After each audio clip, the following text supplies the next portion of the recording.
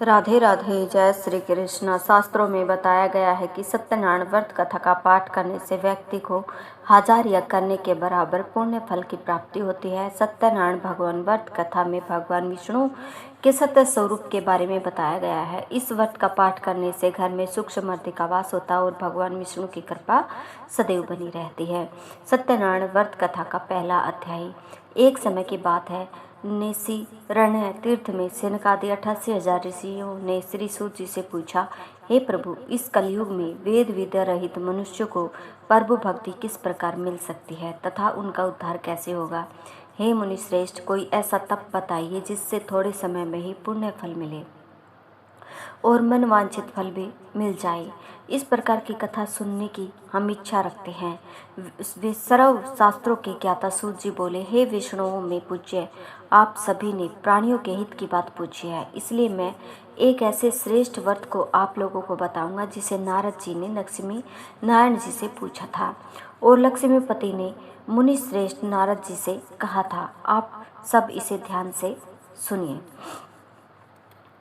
एक समय की बात है, योगीराज नारद जी दूसरों के हित की इच्छा के लिए अनेकों लोकों में घूमते हुए मर्त्युलोक में आ पहुँचे। यहाँ उन्होंने अनेक योनियों में जन्मे प्राय सभी मनुष्य को अपने कर्मों द्वारा अनेकों दुखों से पीड़ित देखा।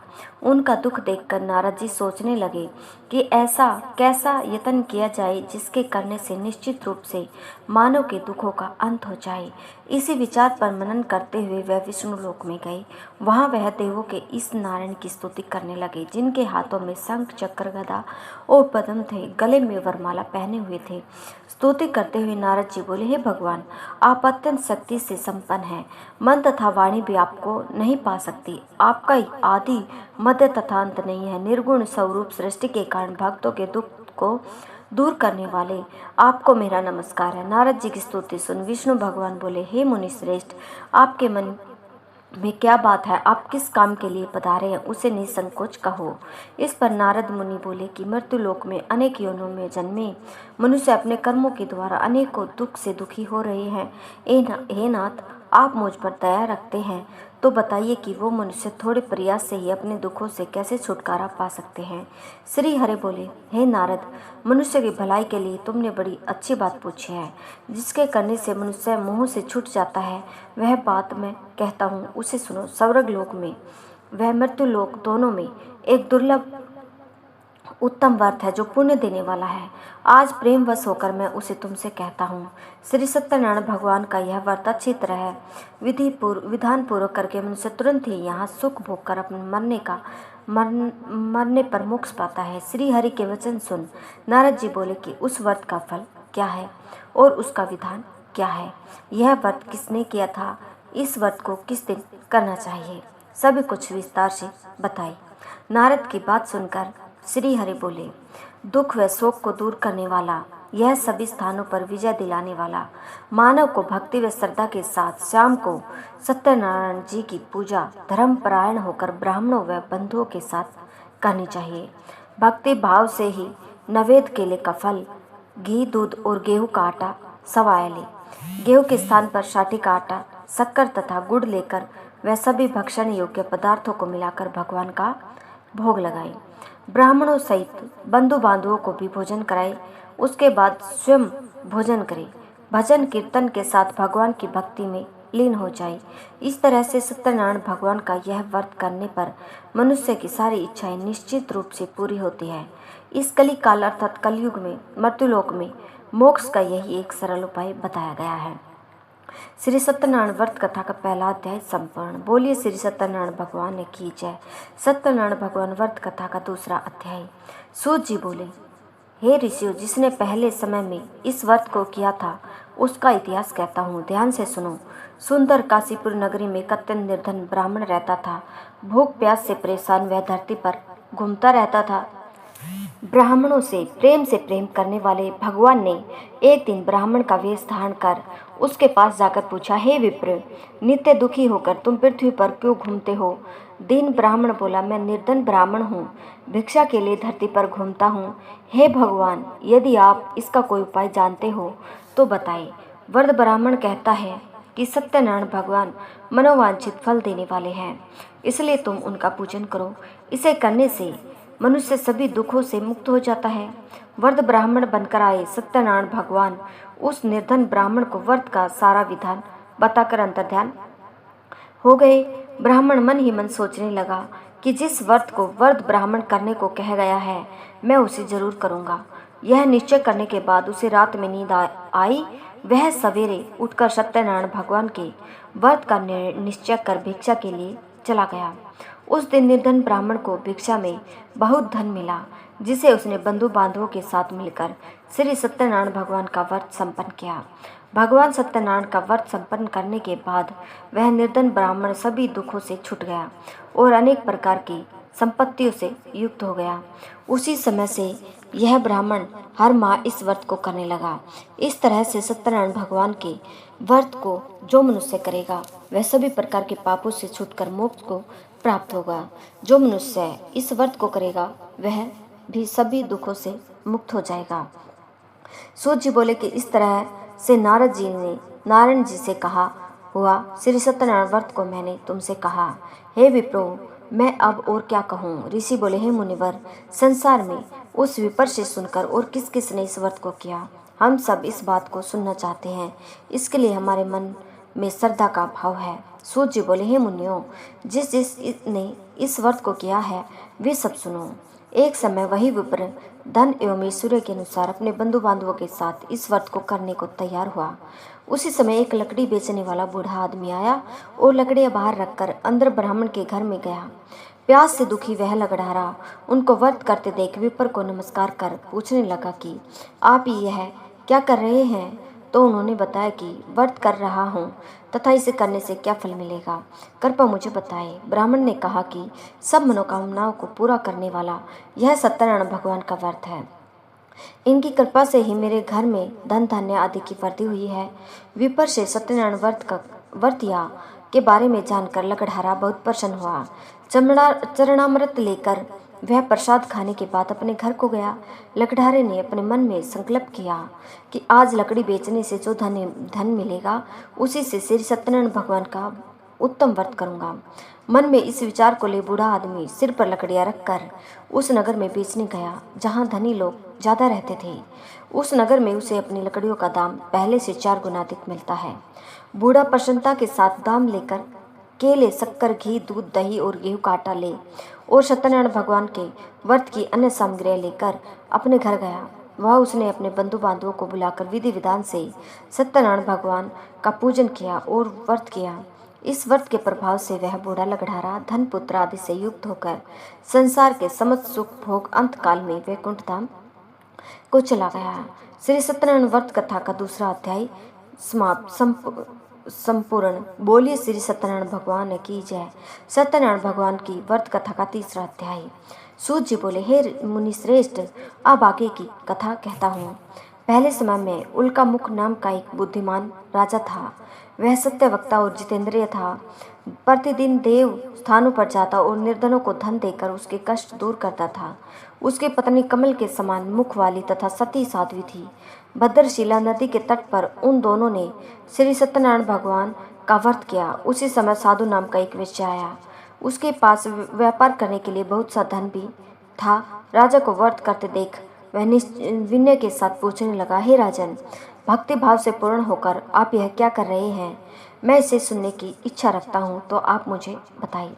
राजा बोला, हे साधु, अपने बंधु बांधवों के साथ पुत्र आदि की प्राप्ति के लिए एक महाशक्तिमान श्री सत्यनारायण भगवान का व्रत व पूजन कर रहा हूँ।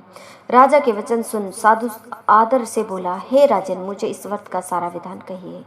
आपके कथानुसार मैं इस व्रत को करूँगा। मेरी भी संतान नहीं है और इस व्रत को करने से निश्चित रूप से मुझे संतान की प्राप्ति होगी।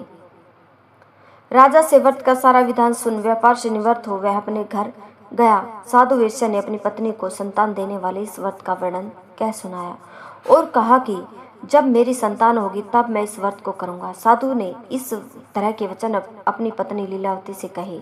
एक दिन लीलावती पति के साथ आनंदित हो सांसारिक धर्म में प्रवृत्त होकर सत्यनारायण भगवान की कृपा से गर्भवती हो गई। 10वें महीने में उसके गर्भ से एक सुंदर कन्या ने जन्म लिया। दिनों दिन वह ऐसे बढ़ने लगी जैसे कि शुक्ल पक्ष का चंद्रमा बढ़ता है। माता पिता ने अपनी कन्या का नाम कलावती रखा। इस दिन लीलावती ने मीठे शब्दों में अपने पति को याद दिलाया कि आपने सत्यनारायण भगवान के जिस व्रत को करने का संकल्प किया था उसे करने का समय आ गया है। आप इस व्रत को करिए। साधु बोला, हे प्रिय, इस व्रत को मैं उसके विवाह पर करूँगा। इस प्रकार अपनी पत्नी को आश्वासन देकर वह नगर को चला गया। कलावती पिता के घर में रह वर्दी को प्राप्त हो गई। साधु ने एक बार नगर में अपनी कन्या को सखियों के साथ देखा तो तुरंत ही दूत को बुलाया और कहा कि मेरी कन्या के योग्य वर देख कर आओ। साधु की बात सुनकर दूत कंचन नगर में पहुंचा और वहां देखभाल कर लड़की के सुयोग्य वाणिक पुत्र को ले आया। सुयोग्य लड़के को देख साधु ने बंधु बांधवों को बुलाकर अपनी पुत्री का विवाह कर दिया। लेकिन दुर्भाग्य की बात यह कि साधु ने अभी भी श्री सत्यनारायण भगवान का व्रत नहीं किया। इस पर श्री भगवान क्रोधित हो गए और श्राप दिया कि साधु को अत्यधिक दुख मिले। अपने कार्य में कुशल साधु बनिया जमाई को लेकर समुद्र के पास स्थित होकर रत्नासारपुर नगर में गया। वहां जाकर दामाद ससुर दोनों मिलकर चंद्रकेतु राजा के नगर में व्यापार करने लगे। एक दिन भगवान सत्यनारायण की माया से एक चोर राजा का धन चुराकर भाग रहा था। उसने राजा के सिपाहियों को अपना पीछा करते देख चुराया हुआ धन वहां रख दिया जहां साधु अपने जमाई के साथ ठहरा हुआ था। राजा के सिपाहियों ने साधु वेश्या के पास राजा का धन पड़ा देखा तो वह ससुर जमाई दोनों को बांधकर प्रसन्नता से राजा के पास ले गई और कहा कि उन दोनों चोरों को हम पकड़ लाए। आप आगे की कार्रवाई की आज्ञा दें। राजा की आज्ञा से उन दोनों को कठिन कारावास में डाल दिया गया और उनका सारा धन भी उनसे छीन लिया गया। श्री सत्यनारायण भगवान से श्राप से साधु की पत्नी भी बहुत दुखी हुई। घर में जो धन रखा था उसे चोर चुरा ले गए। शारीरिक तथा मानसिक पीड़ा व भूख प्यास से अति दुखी हो अन्न की चिंता में कलावती के ब्राह्मण के घर गई। वह उसने श्री सत्यनारायण भगवान का व्रत होते देखा। फिर कथा भी सुनी। वह प्रसाद ग्रहण कर वह रात को घर वापस आई। माता के कलावती से पूछा कि हे पुत्री, अब तक तुम कहाँ थी? तेरे मन में क्या है? कलावती ने अपनी माता से कहा, हे माता, मैंने एक ब्राह्मण के घर में श्री सत्यनारायण भगवान का व्रत देखा है। कन्या के वचन सुन लीलावती भगवान के पूजन की तैयारी करने लगी। लीलावती ने परिवार व बंधुओं सहित श्री सत्यनारायण भगवान का पूजन किया और उनसे वर मांगा कि मेरे पति तथा जमाई शीघ्र घर आ जाएं। साथ ही यह भी प्रार्थना की कि हम सबका अपराध क्षमा करें। श्री सत्यनारायण भगवान इस व्रत को से संतुष्ट हो गए और राजा चंद्रकेतु को सपने में दर्शन दे कहा कि हे राजन, तुम उन दोनों वेश्यों को छोड़ दो और तुमने उनका जो धन लिया है उसे वापस कर दो। अगर ऐसा नहीं किया तो मैं तुम्हारा धन, राज्य व संतान सभी को नष्ट कर दूंगा। राजा को यह सब कहकर वह अंतर्ध्यान हो गए। प्रातःकाल सभा में राजा ने अपना सपना सुनाया। फिर बोले कि वणिक पुत्रों को कैद से मुक्त कर सभा में ले आओ। दोनों ने आते ही राजा को प्रणाम किया। राजा मीठी वाणी में बोला, हे महानुभावों, भाग्यवश ऐसा कठिन दुख तुम्हें प्राप्त हुआ है, लेकिन अब तुम्हें कोई भय नहीं। ऐसा कह राजा ने उन दोनों को नए वस्त्राभूषण भी पहनाए और जितना धन लिया उतना उनका लिया हुआ उससे दुगना धन वापस कर दिया। दोनों वेश्या अपने घर को चल दिए। श्री सत्यनारायण व्रत कथा का तीसरा अध्याय संपूर्ण। बोली श्री सत्यनारायण भगवान की जय। सत्यनारायण भगवान की व्रत कथा का चौथा अध्याय। सूत जी बोले, वेश्या ने मंगलाचार कर अपनी यात्रा आरंभ की और अपने नगर की ओर चल दिए। उनके थोड़ी दूर जाने पर एक दंडी वेशधारी श्री सत्यनारायण ने उनसे पूछा, हे साधु, तेरी नाव में क्या है? वणिक हंसता हुआ बोला, हे दंडी, आप क्यों पूछते हो? क्या धन लेने की इच्छा है? मेरी नाव में तो बेल व पत्ते भरे हुए हैं। वेश्या के कठोर वचन सुन भगवान बोले, तुम्हारा वचन सत्य हो। दंडी ऐसे वचन कह वहां से दूर चले गए। कुछ दूर जाकर समुद्र के किनारे बैठ गए। दंडी के जाने के बाद साधु वेश्या ने नित्य क्रिया के पश्चात नाव को ऊंची उठते देखकर अचंभा माना और नाव में बेल पत्ते आदि देख वह मूर्छित हो जमीन पर गिर पड़ा। मूर्छा खुलने पर वह अत्यंत शोक में डूब गया। तब उसका दामाद बोला कि आप शोक न मनाए, यह दंडी का श्राप है। इसलिए हमें इनकी शरण में जाना चाहिए, तभी हमारी मनोकामना पूर्ण होगी। दामाद की बात सुनकर वह दंडी के पास पहुंचा और अत्यंत भक्तिभाव नमस्कार करके बोला, मैंने आपसे जो जो असत्य वचन कहे थे उनके लिए मुझे क्षमा कर दे। ऐसा कहकर महान शोकातुर हो रोने लगा। तब दंडी भगवान बोले, हे वणिक पुत्र, मेरी आज्ञा से बार बार तुम्हें दुख प्राप्त हुआ, तू मेरी पूजा से विमुख हुआ। साधु बोला, हे भगवान, आपकी माया से बराह आदि देवता भी आपके रूप को नहीं जानते, तब मैं अज्ञानी कैसे जान सकता हूँ। आप प्रसन्न होइए, अब मैं सामर्थ्य के अनुसार आपकी पूजा करूँगा। मेरी रक्षा करो और पहले के समान नौका में धन भर दो। साधु वेश्या के भक्तिपूर्वक वचन सुनकर भगवान प्रसन्न हो गए और उसकी इच्छा अनुसार वरदान देकर अंतर्ध्यान हो गए। ससुर जमाई जब नाव पर आए तो नाव धन से भरी हुई थी। फिर वही अपने अन्य साथियों के साथ सत्यनारायण भगवान का व्रत करने नगर को चल दिए। जब नगर के नजदीक पहुँचे तो दूत को घर पर खबर करने के लिए भेज दिया। दूत साधु की पत्नी को प्रणाम कहता है, मालिक अपने दामाद सहित नगर के निकट आ गए हैं। दूत की बात सुन साधु की पत्नी लीलावती ने बड़े हर्ष के साथ सत्यनारायण भगवान का पूजन कर अपनी पुत्री कलावती से कहा कि मैं अपने पति के दर्शन को जाती हूँ, तू कार्य पूर्ण कर शीघ्र आ जा। माता के ऐसे वचन सुनकर कलावती जल्दी से प्रसाद छोड़कर अपने पति के पास चली गई।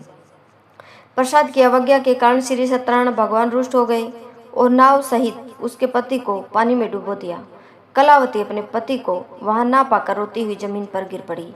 नौका को डूबा हो देख वह कन्या को रोता देख साधु दुखी होकर बोला कि हे प्रभु, मुझसे तथा मेरे परिवार से जो भूल हुई है उसे क्षमा करें। साधु के दीन वचन सुनकर श्री सत्यनारायण भगवान प्रसन्न हो गए और आकाशवाणी हुई, है साधु, तेरी कन्या मेरे प्रसाद को छोड़कर आई है, इसलिए उसका पति अदृश्य हो गया है। यदि वह घर जाकर प्रसाद खाकर लौटती है तो इसे इसका पति अवश्य मिलेगा। ऐसी आकाशवाणी सुन कलावती घर पहुंचकर प्रसाद खाती है और फिर आकर अपने पति के दर्शन करती है। उसके बाद साधु अपने बंधु बांधवों सहित श्री सत्यनारायण भगवान का विधि विधान से पूजन करता है। इस लोक का सुख भोग वह अंत में स्वर्ग को जाता है। श्री सत्यनारायण व्रत कथा का चौथा अध्याय संपूर्ण। सत्यनारायण भगवान की व्रत कथा का 5वां अध्याय। सूत जी बोले, हे ऋषियों, मैं और भी एक कथा सुनाता हूँ, उसे भी ध्यान पूर्वक सुनो। प्रजापालन में लीन तुंगध्वज नाम का एक राजा था। उसने भी भगवान का प्रसाद त्याग कर बहुत ही दुख सहन किया। एक बार वन में जाकर वन्य पशुओं को मारकर वह बड़ के पेड़ के नीचे आया। वहां उसने ग्वालों को भक्तिभाव से अपने बंधुओं सहित सत्यनारायण भगवान का पूजन करते देख अभिमानवश राजा ने उन्हें देखकर भी पूजा स्थान में नहीं गया और ना ही उसे भगवान को नमस्कार किया। ग्वालों ने राजा को प्रसाद दिया, लेकिन उसने वह प्रसाद नहीं खाया और प्रसाद को वहीं छोड़ अपने नगर को चला गया। जब वह नगर में पहुंचा तो वहां का सब कुछ तहस नहस हुआ पाया तो वह शीघ्र ही समझ गया कि यह सब भगवान ने ही किया है। वह दोबारा ग्वालों के पास पहुंचा और विधि पूर्वक पूजा करके प्रसाद खाया तो श्री सत्यनारायण भगवान की कृपा से सब कुछ पहले जैसा हो गया। दीर्घ काल तक सुख भोगने के बाद मरणोपरांत उसे स्वर्ग लोक की प्राप्ति हुई। जो मनुष्य परम दुर्लभ इस व्रत को करेगा तो भगवान सत्यनारायण की अनुकंपा से उसे धन धान्य की प्राप्ति होगी। निर्धन धनी हो जाता है और भयमुक्त हो जीवन जीता है। संतानहीन मनुष्य को संतान सुख मिलता है और सारे मनोरथ पूर्ण होने पर मानवंत काल में वैकुंठ धाम को जाता है। सूत जी बोले, जिन्होंने पहले इस व्रत को किया है अब उनके दूसरे जन्म की कथा कहता हूँ। वर्द सतानंद ब्राह्मण ने सुदामा का जन्म लेकर मोक्ष की प्राप्ति की। लगड़ारे ने अगले जन्म में निषाद बनकर मोक्ष प्राप्त किया। उल्का मुख नाम का राजा दशरथ होकर वैकुंठ को गए। साधु नाम के वेश्य ने मोरध्वज बनकर अपने पुत्र को आरे से चीरकर मोक्ष पाया। महाराज तुंगध्वज ने स्वयंभू होकर भगवान में भक्ति युक्त हो कर्म कर मोक्ष पाया। श्री सत्यनारायण व्रत कथा का 5वां अध्याय संपूर्ण। बोलिए श्री सत्यनारायण भगवान की जय। अगर आप लोगों को हमारी यह कथा पसंद आई हो तो इस वीडियो को ज़्यादा से ज़्यादा शेयर करें। हमारे चैनल भक्ति भजन 1 2 3 को सब्सक्राइब कर ले।